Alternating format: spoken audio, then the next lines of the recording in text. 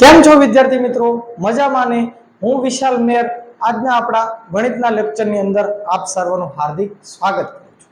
વિદ્યાર્થી મિત્રો, આજે આપણે ગણિતના લેક્ચરની અંદર આપણે કામ અને સમય એના વિશે આપણે અભ્યાસ કરીશું. તો જોઈએ એના દાખલા વિશે. ઓકે, 15 ગાય 15 ઘાસના પૂળા 15 દિવસમાં ખાય છે. તો એક ગાય એક ઘાસનો પૂળો કેટલા દિવસમાં ખાય? જ્યારે વિદ્યાર્થી મિત્રો આ પ્રકારના દાખલા આવે ત્યારે આપણે કઈ રીતે આને સોલ્યુશન કરીશું? ઓકે, જે ગાય હોય કે વ્યક્તિ હોય એના માટે આપણે એમ લખી નાખવાનું. એમ શા માટે? તો કે વ્યક્તિ માટે. એમ આપણે વ્યક્તિ ધારીશું. ગાય હોય, કોઈ પણ વસ્તુ હોય તો એના માટે એમ. હવે આજે દિવસ છે એને આપણે ડી કહીશું અને 1 લખી નાખશું. 1 શા માટે? તો કે પહેલો દિવસ છે. બીજું 15 ઘાસના પૂળા એટલે કે જે કઈ કામ છે એને આપણે W તરીકે ઓળખશું. W એટલે શું? તો કે વર્ક. અહીંયા પણ આપણે 1 લખી નાખશું. 1 શા માટે બધે લખીએ છીએ? કેમ કે હજુ આના પ્રોસેસ આપણે ફરીવાર કરવાની થશે. તો કે જો 15 ગાય તો એને આપણે વ્યક્તિ તરીકે ગણ્યા એટલે M1. 15 દિવસ તો એને આપણે D1 લખ્યું અને 15 ઘાસના પૂળા તો જે કામ છે એને આપણે W1 એટલે કે વર્ક તરીકે લખ્યું. હવે જો 15 ગાય છે તો એ વ્યક્તિ આપણે ગણતા એને આપણે 15 લખીશું. D1 એટલે કે દિવસ તો કે કેટલા દિવસમાં ખાય છે? તો 15 દિવસમાં ખાય છે એટલે આપણે 15 લખીશું. કેટલા ઘાસના પૂળા ખાય છે? તો એનું કામ શું છે? તો કે 15 ઘાસના પૂળા તો એને આપણે વર્ક 1 ની અંદર લખીશું. હવે આટલી વસ્તુ આપણે કાર્ય કર્યું. તો હવે શું કહે છે? એક ગાય તો ગાય ફરીવાર આવી તો આપણે અહીંયા જો M1 લખ્યું તો હવે આપણે શું લખશું? M2 લખીશું. તો ગાય કેટલી છે? એક ગાય તો એને આપણે 1 લખીશું. એક ઘાસનો પૂળો આ એનું કામ છે ખાવાનું તો એને આપણે કામ ગણીશું. પણ કામ કેટલામું ગણીશું? બીજું. કારણ કે પહેલું કામ તો જે 15 ઘાસના પૂળો હતો એ લખી વાળ્યું. હવે એનું બીજું કામ શું છે? એક ઘાસનો પૂળો તો એના માટે આપણે વર્ગ 2 ની અંદર 1 લખીશું. કેટલા દિવસમાં ખાય? હવે દિવસ ફરીવાર આવ્યો તો એને આપણે D2 લખીશું. એ આપણે ગોતવાનું. હવે આજે આને આપણે જે ગુણાકાર કરવાનો થશે એક આ રીતે ચોકડી ગુણાકાર કરીશું. તો કે જો આ રીતે આ પહેલું અને બીજું સ્ટેપ લઈ અને ત્રીજા સ્ટેપમાં આપણે નીચે લઈ જઈશું. જ્યારે આની અંદર આ પહેલું અને બીજું એ સ્ટેપ લઈ અને એને આપણે ઉપર લઈ જઈશું. આ રીતે ચોકડી ગુણાકાર થશે. તો જોઈએ તો કે M1 ગુણ્યા D1 ગુણ્યા W2 એટલે આ બંનેનો ગુણાકાર આની સાથે અને આ બંનેનો ગુણાકાર આની સાથે આ રીતે આપણે ચોકડી પાડવાની થશે. ઇઝ ઇક્વલ ટુ M2 ગુણ્યા D2 ગુણ્યા W1. હવે જોઈએ M1 ની અંદર શું આપે છે? તો કે 15. D1 ની અંદર શું આપે? તો કે ગુણ્યા 15 ગુણ્યા વર્ક 1 વર્ક 2 ની અંદર શું આપ્યું છે? તો કે 1 ઇઝ ઇક્વલ ટુ M2 ની અંદર શું આપેલું છે? તો કે 1 ગુણ્યા D2 તો કે ગોતવાનું છે ગુણ્યા વર્ક 1 તો કે એ કેટલું આપેલું છે આપણને? 15. હવે આનો ગુણાકાર કરીએ તો કે સ્વાભાવિક છે તો કે 15 ગુણ્યા 15 ગુણ્યા 1 અને આ બાજુ આપણને શું આપેલું છે? તો કે 1 ગુણ્યા D2 ગુણ્યા 15. હવે આ બરાબર ની આ બાજુ છે સીધા આ 15 અને આ 15 ને આપણે કહેવાય છે કાઢી નાખીએ, ઉડાડી દઈએ તો કે આ બાજુ શું વધે છે? તો કે 15 ગુણ્યા 1 અને આ બાજુ 1 ગુણ્યા D2. હવે 1 નો ગુણાકાર તો 1 જ થવાનો અથવા તો આ 1 અને આ 1 ને કાઢી નાખીએ તો D2 ઇઝ ઇક્વલ ટુ શું જવાબ મળશે? 15. તો કઈક વાત હતી કે એક ઘાસનો પૂળો જે એક બળદ છે એ પણ કેટલા દિવસની અંદર ખાશે? 15 દિવસની અંદર. સ્વાભાવિક છે વિદ્યાર્થી મિત્રો કે ભાઈ 15 ગાય છે એ 15 ઘાસના પૂળા 15 દિવસમાં ખાય છે તો એક ગાય એક ઘાસનો પૂળો 15 દિવસમાં ખાય. કેમ કે એક દિવસ ખાઈને 14 દિવસ કે થોડીક અપા કરે, એ થોડીક ભૂખી રહે એટલે 15 દિવસની અંદર ખાશે. જવાબ આપણો 15 આવશે. એવો ને એવો દાખલો વધારે પ્રેક્ટિસ થાય એના માટે આપણે બીજો દાખલો જોઈએ કે 10 કડિયા 10 મકાન 10 દિવસમાં ચણે છે. 10 કડિયા છે, 10 મકાન છે, 10 દિવસમાં ચણે છે. તો એક કડિયો એક મકાન કેટલા દિવસમાં ચણશે? તો આને પણ આપણે એ રીતે પ્રોસેસ કરીશું. M1 તો કે M1 આપણને શું આપ્યું છે? 10 કડિયા. એ વ્યક્તિ છે. 10 મકાન તો એને આપણે કામ ગણીશું તો કે W1 કેટલા મકાન છે? 10. 10 દિવસમાં ચણે છે તો એને પહેલું દિવસ ગણીશું તો પહેલો દિવસ એટલે કે D1 કેટલા દિવસ? 10. તો એક કડિયો તો એ હવે M2 લખીશું, ત્યાં 1 લખીશું. એક મકાન એટલે કે એને કામ બીજું ગણીશું, એક લખીશું, કેટલા દિવસમાં ચણે એટલે D2 ગોતવાનું થશે. તો આનો પર ચોકડી ગુણાકાર આપણે કઈ રીતે થશે તો કે છેલ્લું સ્ટેપ હોય ને ત્યાં જ નીચે લઈ જવાનું, બાકી સીધે સીધું જો આ બે અને એનો ગુણાકાર અહીંયા થશે W2 સાથે, અને આ બંનેનો ગુણાકાર આની સાથે. આ રીતે ચોકડી પાડવાની. હવે લખીએ તો કે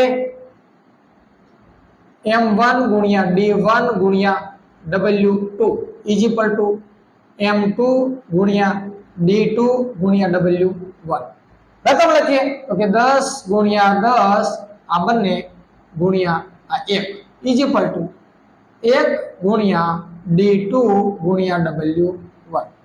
તો અહીંયા આપણે જોઈએ તો કે D2 ઇઝ ઇક્વલ ટુ સામે શું છે તો કે 10 ગુણ્યા 10 એટલે સોરી 1 મિનિટ 10 ગુણ્યા 10 ગુણ્યા 1 10 ગુણ્યા 10 ગુણ્યા 1 ઇઝ ઇક્વલ ટુ 1 ગુણ્યા D2 ગોતવાનું છે અને ગુણ્યા W1 આપણને કેટલા આપેલા છે 10 આપેલા છે. તો અહીંયા 10 આપણે લખવાના રહી ગયા, એટલા માટે અહીંયા આપણે ભૂલ પડી. તો કે જોઈએ હવે તો કે આ D2 તો આ બાજુ બરાબરની આ બાજુ 10 છે, બરાબરની ઓલી બાજુ પણ 10 છે, તો આપણો જવાબ શું આવશે તો કે D2 ઇઝ ઇક્વલ ટુ 10. આની અંદર પણ જવાબ શું આવ્યો 10. તો કે 10 કડિયા 10 મકાન 10 દિવસમાં ચણે છે, તો એક કડિયો એક મકાન પણ કેટલા દિવસની અંદર ચણ છે તો કે એ 10 દિવસે પણ પૂરું કરશે. એક દિવસની અંદર પૂરું કરીને બેસી નહીં જાય, અને એક દિવસમાં એકલો ચણી પણ ના નાખે મકાન, એક દિવસમાં પૂરું પણ ના થાય. એટલા માટે એક કડિયો પણ છે એટલે કે એક કડિયો એનું મકાન છે એ 10 દિવસની અંદર જ પૂરું કરશે. હજુ એક દાખલો એવો ને એવો પ્રેક્ટિસ માટે જોઈએ તો 30 વ્યક્તિ 30 કેરીઓ 30 દિવસમાં ખાય છે, તો એક વ્યક્તિ એક કેરી કેટલા દિવસની અંદર ખાય તો M1 30 30 કેરીઓ તો W1 30 30 દિવસમાં ખાય છે તો D1 30. તો એક વ્યક્તિ એટલે M2 એક કેરી તો કે W2 1 કેટલા દિવસમાં ખાય તો કે D2 ક્વેશ્ચન. તો હવે જોઈએ તો કે એનો ગુણાકાર પણ ચોકડી ગુણાકાર આ રીતે કે છેલ્લા સ્ટેપની અંદર નીચે લઈ જવાનો. આ જે તે સ્ટેપ આપ્યા હોય, કોઈ પણ જેટલા સ્ટેપ આપ્યા હોય, ગમે એટલો દાખલો છે લાંબો હોય, પણ છેલ્લા સ્ટેપની અંદર જ તમારે ચોકડી ગુણાકાર કરવાનો, ત્યાં સુધી ડાયરેક્ટ સીધે સીધું બાજુની જે સંખ્યા હોય એની સાથે ગુણાકારમાં લેવું.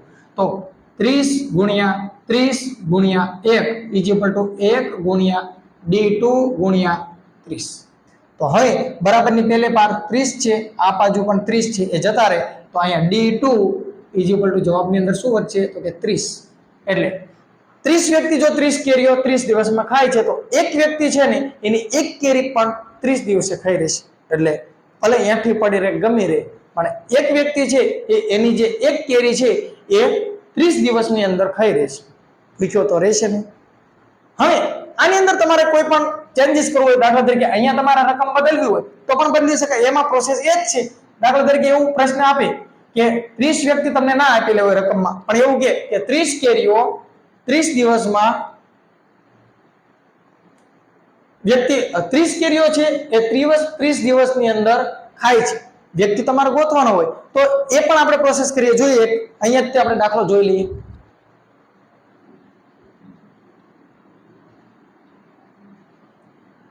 આની આપણે કઈક રકમ ચેન્જ કરી નાખી, તમને કદાચ પ્રશ્ન થતો હોય.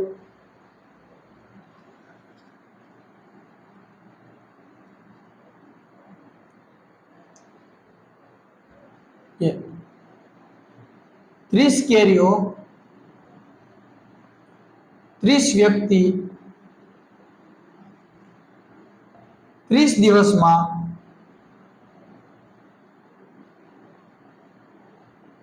ખાય છે, તો એક કેરી 3 વ્યક્તિ કેટલા દિવસમાં ખાય. કોઈ પણ રકમ તમે બદલી શકો છો. હવે અહીંયા M1 D1 W1 M2 D2 W2 આ રકમ લખી નાખી. કોઈ પણ રકમ બદલે સોલ્યુશન થઈ જાય. 30 કેરીઓ તો એ કામ થયું 30 વ્યક્તિ 30 30 દિવસમાં તો એક કેરી એટલે W2 1, 3 વ્યક્તિ M2 3 વ્યક્તિ કેટલા દિવસમાં ખાય? દિવસ ગોતવાના. તો ચોકડી ગુણાકાર 30 ગુણ્યા 30 ગુણ્યા 1 ઇઝ ઇક્વલ ટુ 3 ગુણ્યા D2 ગુણ્યા 30. હવે બરાબર ની પહેલે પર 30 છે, આ બાજુ 30 છે, એ જતા રહે તો કે 30 ગુણ્યા 1 ઇઝ ઇક્વલ ટુ 3 ગુણ્યા D2. તો અહીંયા આ 3 જતા રહે છે, આ 3 જતા રહે છે, એક વધ્યો એટલે આ 10 કહેવાય છે, ઇઝ ઇક્વલ ટુ D2. તો જવાબ આપણો શું આવે? 10 દિવસ. એટલે 30 કેરીઓ 30 વ્યક્તિ 30 દિવસમાં ખાય છે, તો એક કેરી 3 વ્યક્તિ કેટલા દિવસમાં ખાય? તો જવાબ શું થશે? 10 દિવસ. કોઈ પણ રકમ તમે બદલી શકો છો.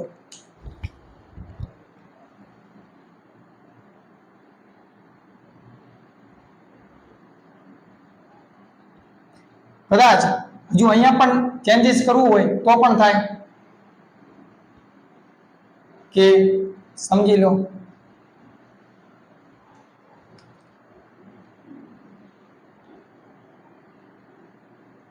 ત્રીસ દિવસમાં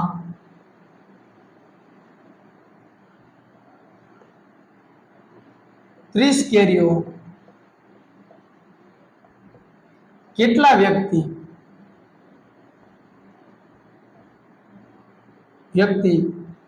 ખાય કે એક દિવસમાં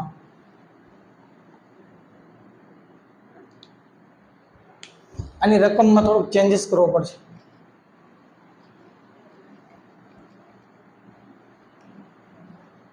કે એક વ્યક્તિ એક કેરી એક દિવસમાં ખાય તો 30 કેરીઓ 30 દિવસમાં ખાવા માટે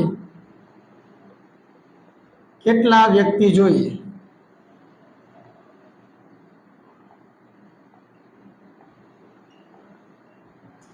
હવે M1 D1 W1 M2 D2 W.